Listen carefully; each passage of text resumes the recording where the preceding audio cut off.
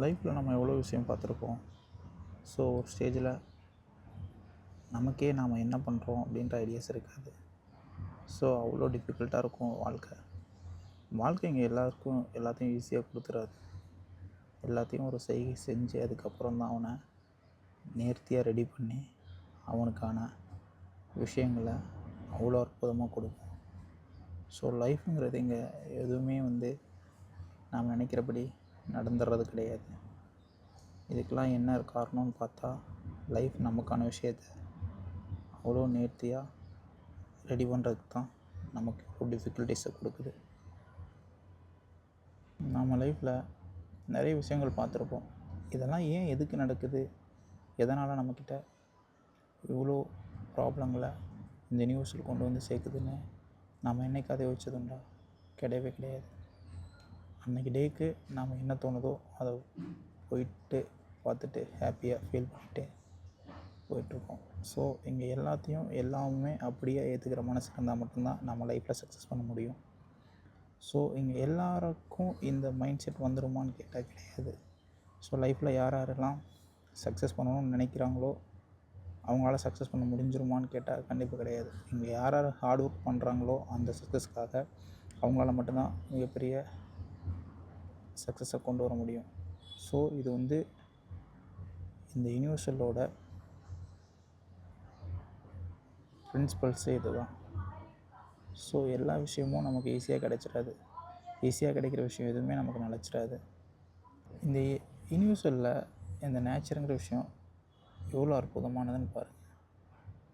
இந்த நேச்சரும் நம்ம அன்றாட வாழ்வில் மிங்கிளாக இருக்குது. ஸோ நமக்கு ஒரு விஷயம் எக்ஸ்போர்ட்டாக நடக்க போகுது அப்படிங்கிற விஷயத்த இந்த யூனிவர்சல் நமக்கு முன்கூட்டியே ரிமைண்ட் பண்ணிடும், அதாவது இன்டிமேட் பண்ணிடும்.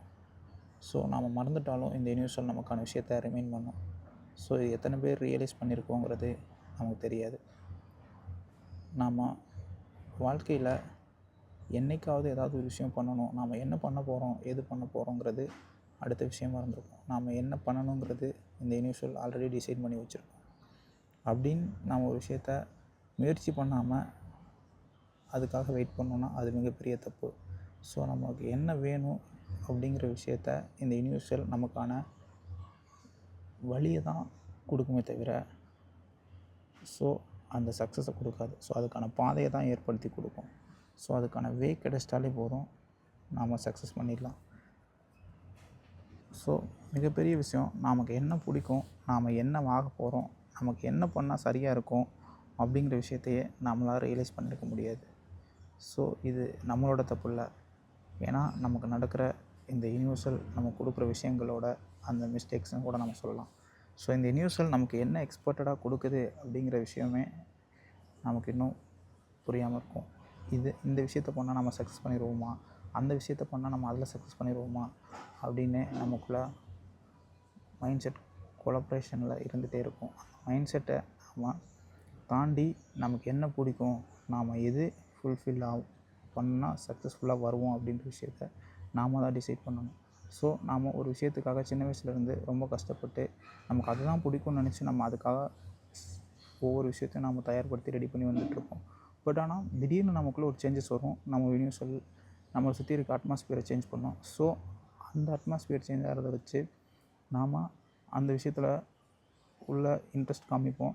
ஸோ அதுவே நம்ம ஃப்யூச்சர் லைஃபாக டிசைன் ஆகிடும். அது சக்ஸஸ்ஃபுல்லாகவும் போய்ட்டுருக்கோம். ஸோ இது நிறைய பேருக்கு இப்படி தான் நடந்திருக்கு.